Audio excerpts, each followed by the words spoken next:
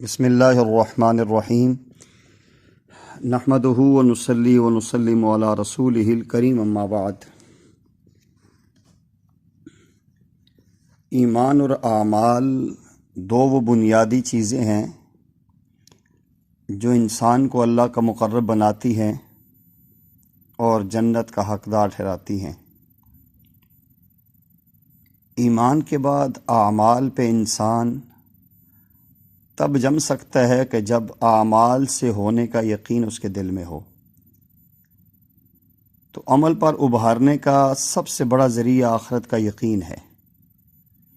آخرت کا پورا پکا یقین نہ ہونے کی وجہ سے فرائض بھی ترک ہوتے ہیں، واجبات بھی چھوٹ جاتے ہیں اور سنتوں پر عمل بھی نہیں ہوتا، اور چھوٹے بڑے گناہوں کا ارتکاب بھی ہوتا رہتا ہے۔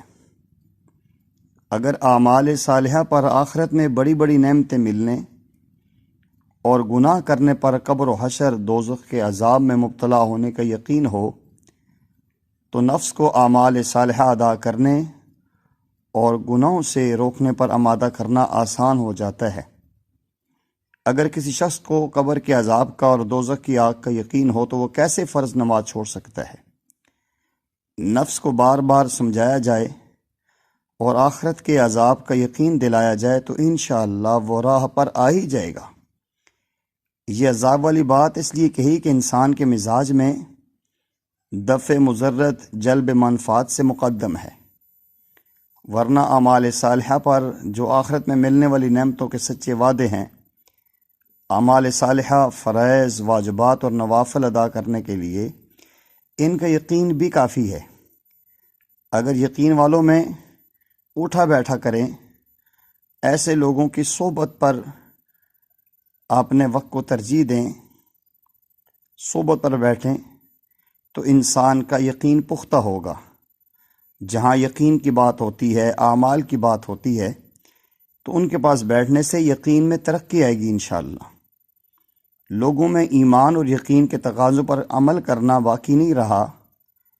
تجارتوں میں آزاد ہیں، غیر شرعی تجارتیں کرتے ہیں، حرام مال خریدتے ہیں، حرام مال بیچتے ہیں، سود لیتے دیتے ہیں، رشوت کا لین دین عام ہے، حقوق العباد کی ادائیگی کا دھیان نہیں ہے، اور عملی طور پہ دیکھیں لوگ داڑیاں مڈھا رہے ہیں، ننگے سر پھر رہے ہیں، اور اللہ معاف فرمائے غیروں کی ایسی نقالی ہے کہ عورتیں بے پردہ بازاروں میں ہیں، پارکوں میں گھوم رہی ہیں، بہت زیادہ مال کمانے کی طرف توجہ ہے، لیکن اعمال کی طرف توجہ نہیں ہے۔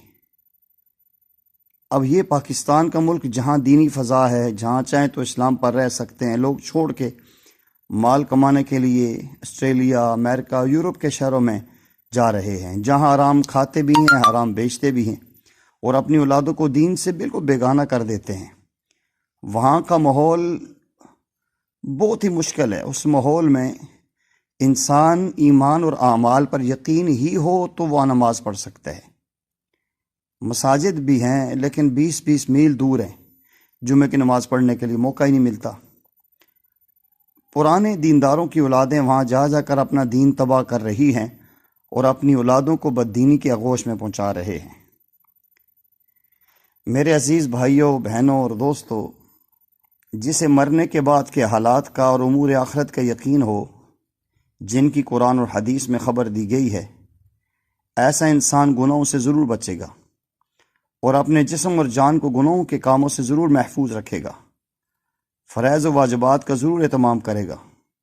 دیکھو، دنیا میں اگر کسی کو یقین ہو جائے کہ فلاں سوراخ میں سانپ ہے یا بچھو ہے تو کبھی بھی اپنی انگلی سوراخ میں نہیں ڈالے گا، اور کہیں سے بھی کوئی کہہ دے کہ تجھے فلاں جگہ سے 1000 روپیہ دیں گے تم اپنی انگلی جلتی ہوئی آگ میں رکھ دے، تو کبھی بھی اس بات کو منظور نہیں کر سکتا کہ 1000 روپے کی خاطر اپنی انگلی کو جلا لے، یا کوئی کہے 1000 روپے دیتا ہوں یہ سانپ کے سوراخ میں ہاتھ رکھ لے۔